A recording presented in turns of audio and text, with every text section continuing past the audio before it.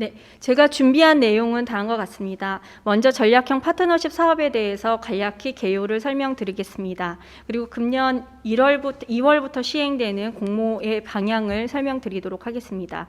그리고 사업 선정 기준을 간략히 설명드리고 주요 일정을 말씀드리도록 하겠습니다. 네, 처음 전략형 파트너십 사업에 대한 개요를 설명드리도록 하겠습니다. 일단 코이카 시민사회 협력 프로그램의 전략형 파트너십 사업의 정의는 다음과 같습니다. 개발도상국의 SDG 달성에 효과적으로 기여하는 것을 목적으로 하고 수단으로서는 시민사회와 코이카 간의 상호 보완적 파트너십을 통해 대규모 자금과 장기적인 사업기간을 제공하는 정부 시민사회 간 전략적 파트너십 사업입니다. 저희가 기대하는 전략적 파트너십 사업의 기대 효과는 협력 대상국과 한국 정부의 개발 협력 정책 그리고 전략 목표 달성에 기여하고 또 우리 CSO의 대규모 사업을 장기간의 수행을 통해서 개도국의 개발 효과성을 제고함과 동시에 코이카와 우리나라 시민사회의 위상을 강화하는 데 기여하고자 합니다. 네. 그래서 사업의 성격은 다음과 같이 이해하시면 좋을 것 같습니다. 일단 전략형 파트너십 사업은 그동안의 코이카 시민사회협력실에서 시행했던 사업 중 최고 단계의 파트너십 사업이라고 이해하시면 좋을 것 같습니다. 그걸 단적으로 보여주는 것이 저희가 기존 시민사회 협력 프로그램의 주제별 프로그램에서는 최대 9년 45억 원을 지원했었습니다. 하지만 이번 전략형 파트너십 사업에서는 장기간 최대 15년 그리고 예산으로는 최대 300억 원까지 대규모 지원이 가능합니다. 그리고 저희가 기존 파트너십 사업에서는 개발도상국의 커뮤니티를 중심으로 프로젝트 단위의 단기 성과 달성을 이제 목표로 추진되었다면 이번 전략적 파트너십 사업에서는 개발협력국 협력대상국의 정부 정책과의 높은 정합성 그리고 이제 개발협력 국별 전략 컨트리 플랜과 연계하는 것 그리고 프로그램 단위의 사업 추진에서와 이런 점에서 기존 사업과 차별화된다고 볼 수 있습니다.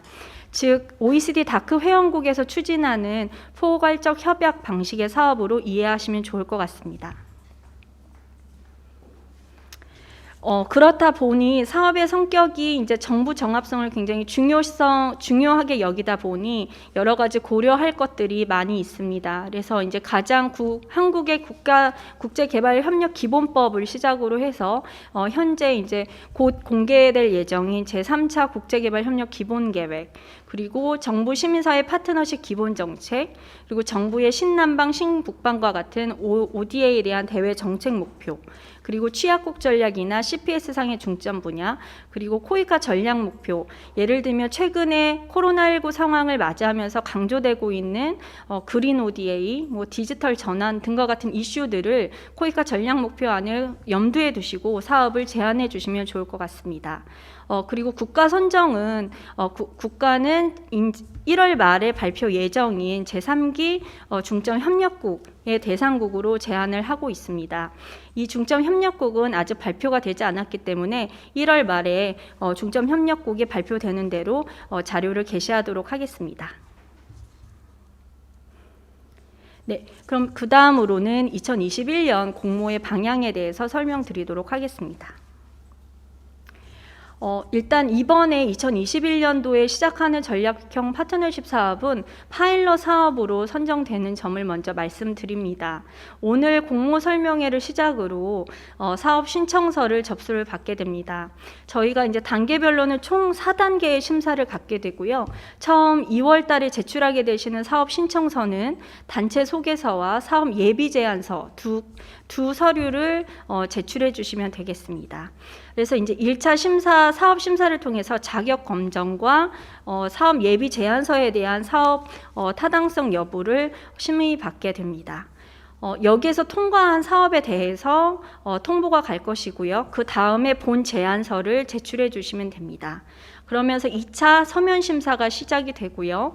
2차 서면 심사가 통과된 이후에는 3차, 4차 심사까지 거치게 됩니다. 네, 발표 자료를 참고해 주시면 되고요. 기존 주제별 프로그램과 다른 점은 심사 단계가 4단계 심사로 이루어진다는 점, 그리고 1차 심사 때 저희가 바로 제안서를 받는 것이 아니라 단체 소개서와 사업 예비 제안서를 받고 그거에 대한 자격 심의를 거친 다음 이제 본 제안서를 제출한다는 점이 큰 차이점으로 보시면 되겠습니다.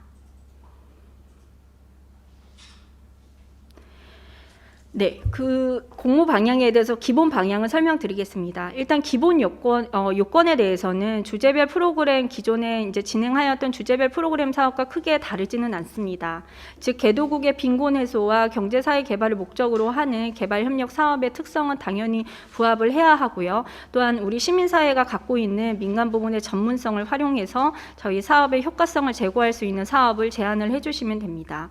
그리고 또한 타 정부 부처나 지자체와 협력 사업 중복되는 사업으로 제한은 불가능하시고요. 다른 비종교적, 비영리적, 비정치적 사업 등의 요건을 충족하셔야 합니다. 또한 영리 모델은 활용이 가능합니다. 단 수익의 사회 재환원을 목적으로 하는 영리 모델은 활용 가능하다는 점 말씀드립니다. 네, 가장 중요한 신청 자격입니다. 일단 전략형 프로그램 사업은 규모도 대규모이고 예산적인 측면에서 그리고 사업 기간도 장기간에 진행되는 사업이기 때문에 신청 자격이 기존의 이제 저희 주제별 프로그램 사업과는 조금 더 강화된 측면이 있습니다.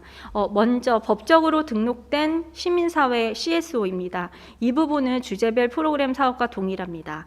우리나라 정부 부처, 지방자치단체에 등록되어 있는 국내 비영리 민간단체이면 법적으로 등록된 CSO로 인정받게 되고요. 외국에 본부를 둔 민간단체도 국내 지부가 설립이 되어 있는 경우에는 참여가 가능합니다. 두 번째 재정 역량입니다. 재정 역량 조건은 아래에 명기되어 있는 세 가지 조건 모두를 부합을 하여야 합니다. 이 부분은 확인해 보시면 될 것 같고요. 마지막 부분에서 코이카 본사업으로 인해 코이카 분담금이 단체의 직전 3년 평균의 50%를 초과하지 않는 단체라는 얘기는 저희 코이카 분담금의 연평균 실링이 기관의 직전 3년 연평균 수입의 50%를 초과하지 않는 단체를 의미합니다.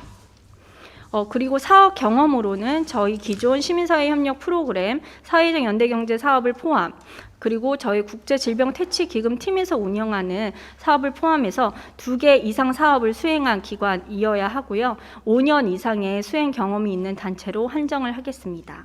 사업 수와 수행 기간 모두 충족하셔야 합니다. 그래서 법적으로 등록된 CSO이자 아래에 저희가 명기한 재정 역량을 갖고 있는 기관, 또한 사업 경험을 갖고 있는 기관만이 이번 전략형 사업에 참여하실 수 있습니다. 네, 참여 제한의 경우는 기존 주제별 프로그램 사업과 동일하기 때문에 읽어보시면 될 것 같습니다. 네, 세부 공모 방향에 대해서 설명드리겠습니다. 말씀드린 바와 같이 사업 기간은 한 번 사업을 하실 때 5년이고요. 최대 3회까지 지원은 가능합니다. 3회까지 지원하실 때는 별도의 또 심사 기준이 마련되어 있다는 점 말씀드립니다. 일단 지원 가능 국가로는 전에 설명드린 바와 같이 파트너십 사업의 전략적 특성상 중점협력국, 금년 1월 중에 발표될 중점협력국과 코이카 CPP가 수립된 국가에 한정하여 지원 국가를 선정하실 수 있습니다. 매칭 비율 같은 경우는 기존 주제별 프로그램 사업과 동일하게 코이카 시민사회가 8대2의 분담 비율을 통해 사업비를 구성하실 수 있고요. 코이카 분담액의 상한액을 말씀드리면 연간 10억에서 20억까지, 5년간 50억에서 100억, 최대 150억에서 300억까지의 사업비를 편성할 수 있습니다. 다만 좀 전에 말씀드린 그 지원 자격에서 재정 역량을 고려하셔서 사업비 코이카 분담액을 설정해 주시면 되겠습니다. 네, 지원 건수, 가능 건수입니다. 각 단체는 전략형 파트너십 사업에 최대 2개까지 제안서 제출이 가능하시고요. 그 중에 1개 사업까지 선정이 가능합니다. 그리고 이번 전략형 파트너십 사업에 참여했을 경우에 만약 전략형 파트너십 사업에 선정이 된 기간은 이제 6월에 시작하는 시민사회 협력 프로그램 주제별 사업에는 한 개 사업만 지원이 가능하다는 점 말씀드립니다. 다만 시민사회 협력실 외에 민간 파트너십 사업을 하고 있는 다자협력 인도지원실이나 질병퇴치기금팀에서 운영하는 사업에는 별도 제한 없이 참여하실 수 있습니다. 네, 그리고 이제 사업의 필수 사항을 말씀드립니다. 일단 저희 전략형 파트너십 사업은 현지 기반으로 하는 점을 강조하고 있습니다. 따라서 개도국 지역사회와의 파트너십이 필수 이행 사항으로 명시되어 있습니다. 지역사회의 범주는 개도국 중앙지방정부, 대학, 기업, CSO 많은 넓은 범위의 범주까지 포함되어 있기 때문에 이 부분을 확인하셔서 파트너십을 명시해 주시면 될 것 같고요. 한국 CSO 현지지부나 INGO의 현지지부 등이 현지법상 현지 CSO로 등록된 경우는 현지 CSO로 인정하고 있습니다.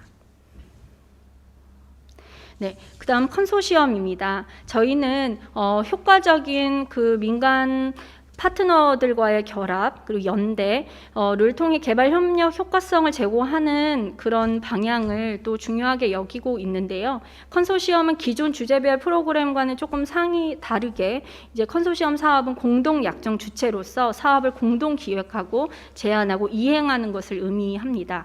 그래서 기존의 주제별 프로그램 사업에서의 대표 기관이라는 컨셉은 이번 전략형 파트너십 사업에는 존재하지 않습니다. 그래서 공동이행 방식만 인정한다고 저희가 명기를 해놨고요. 그리고 컨소시엄은 2개 이내까지 구성하실 수 있습니다. 그리고 컨소시엄의 각 기관은 앞전에 설명드린 참가 자격에 모두 부합을 하셔야 합니다. 네. 그리고 공모 분야나 주제 기본 방향은 전에 설명드린 바와 같이 코이카가 제시한 컨트리 플랜 프로그램 CPP와 연계하여 설정하실 수 있고요. 그리고 코이카에서 최근 전략적으로 중요시 여기고 있는 그린 ODA, 디지털 전환 등의 요소를 보여줄 수 있는 그리고 서비스 전달에 있어서 혁신적인 방법을 도입하는 것을 장려하고 있습니다. 그래서 3가지 사업 목표 설정을 기준으로 하셔서 여러 가지 혁신적인 방식을 활용하실 수 있도록 제안서를 작성해 주시면 좋을 것 같습니다. 네, 사업 선정 절차를 간단히 말씀드리겠습니다. 사업은 설명드린 바와 같이 총 4단계의 심사를 거쳐 선정되게 됩니다. 1차 심사는 참여 자격에 대한 형식 요건을 심사하고요. 그리고 조직, 사업에 대한 역량 기준에 대한 예비 심사라고 보시면 됩니다. 그래서 제출 서류는 단체 소개서와 사업 예비 제안서, 10페이지 내외의 예비 제안서를 제출해 주시면 됩니다. 선정 기준은 소개서의 경우는 총 32점 만점 기준으로 25.6점을 이상하신 경우, 그리고 사업 예비 제안서는 80점 이상을 득점하신 경우에 사업이 통과되게 됩니다. 그 다음으로는 이제 본 제안서를 제출하시고 바로 본격적인 심사가 2차 심사, 서면 심사를 하게 됩니다. 그래서 서면 심사는 제안서, 예산서, 사전조사 결과 보고서, 현지 파트너 현황서를 제출해 주시고 기존 주제별 프로그램 사업의 서면 심사와 동일하게 심의위원회를 거쳐서 80점 이상인 사업이 통과되게 됩니다. 3차, 4차 심사는 면접 심사, PT 심사가 있고요. 계속 보완되는 사업 사업 제안서와 발표 자료를 통해서 심사를 받게 됩니다. 둘 다 80점 최고 최저를 제외한 80점 이상인 사업이 그 다음 단계로 선정이 된다는 점 말씀드립니다. 네, 제안서 제출은 기존 활용하셨던 코피스 파트너 협업 시스템을 통해서 하실 수 있고요. 항상 말씀드리지만 기존 이제 그 마감일 경우에는 조금 몰리는 경우가 있어서 사전에 회원 가입들을 다 먼저 해주시고 조금 미리 제출해 주시기를 당부드립니다. 그리고 이메일 접수나 직접 제출은 불가합니다. 공모 절차에 대한 그리고 컨설팅에 대한 사항 말씀드리겠습니다. 공모 절차나 일반 사항에 대해서는 NGO 대표 메일 그리고 저희 민간협력지원센터를 통해서 제출해 주시면 질문해 주시면 되고요. 컨설팅을 원하시는 경우에는 동일하게 메일, 지원센터 그리고 코이카 시민사회협력실 담당자 유선 문의로 해주시면 되겠습니다. 사업 내용과 관련된 컨설팅은 2월 1일부터 제안서 접수이기 때문에 1월 말까지 가능하다는 점 말씀드립니다.